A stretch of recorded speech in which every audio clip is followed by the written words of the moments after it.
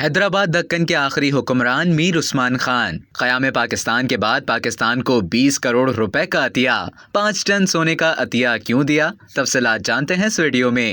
سابق ریاست حیدرآباد دکن کے آخری فرمانرواں نواب میر عثمان علی خان بہادر کا ذکر آتا ہے تو ان کے فلاحی کاموں کا ذکر ضرور کیا جاتا ہے۔ تعلیم کے شعبے سے لے کر زندگی کے ہر میدان میں میر عثمان علی خان بہادر کی خدمات کا ذکر کیا جاتا ہے۔ 28 اگست 1911 کو میر محبوب علی خان کے بیٹے میر عثمان علی خان آخری اور 7ویں بادشاہ مقرر ہوئے۔ آپ کا عہد بر صغیر اور حیدرآباد کا زرعی عہد تھا۔ نظام سرکار کی قائم کردہ جامعہ عثمانیہ یعنی عثمانیہ یونیورسٹی سے تعلیم حاصل کرنے والے آج بھی دنیا کے ہر کونے کونے میں پائے جاتے ہیں۔ صدر شفا خانہ یونانی، عثمانیہ اسپتال، نظام institute of medical science, Usman Sagar assembly hall, باغ عامہ، آصفیہ لائبریری، نظام کالج، حمایت ساگر اور نظام شوگر فیکٹری وغیرہ نواب میر عثمان علی خان کی خدمات کی یادگاریں ہیں۔ بہت سے مورخین کے مطابق نظام دکن کا سب سے بڑا کارنامہ ہندوستانی حکومت کی مدد کے طور پر 1965 میں پاکستان کے خلاف جنگ کے بعد ہندوستان کے قومی دفاعی فنڈ میں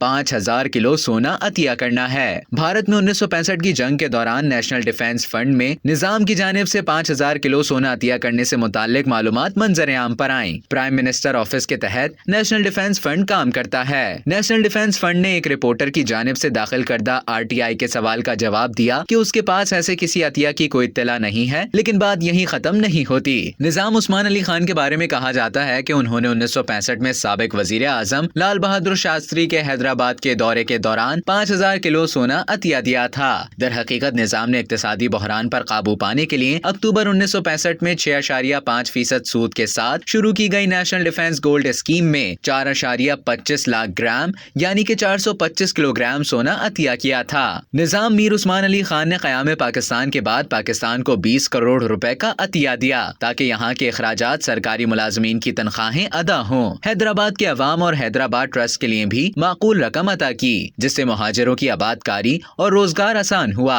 12 ستمبر 1948 کو انڈیا نے ریاست پر حملہ کیا اور 17 ستمبر کو قبضہ کیا۔ 26 فروری 1967 کو آپ کا انتقال ہوا۔ اب تک کے لیے اتنا ہی۔ مزید اسی طرح کی معلومات حاصل کرنے کے لیے ڈیلی جنگ کی YouTube چینل کو سبسکرائب کریں اور Facebook کے پیج کو لائک کرنا نہ بھولیں۔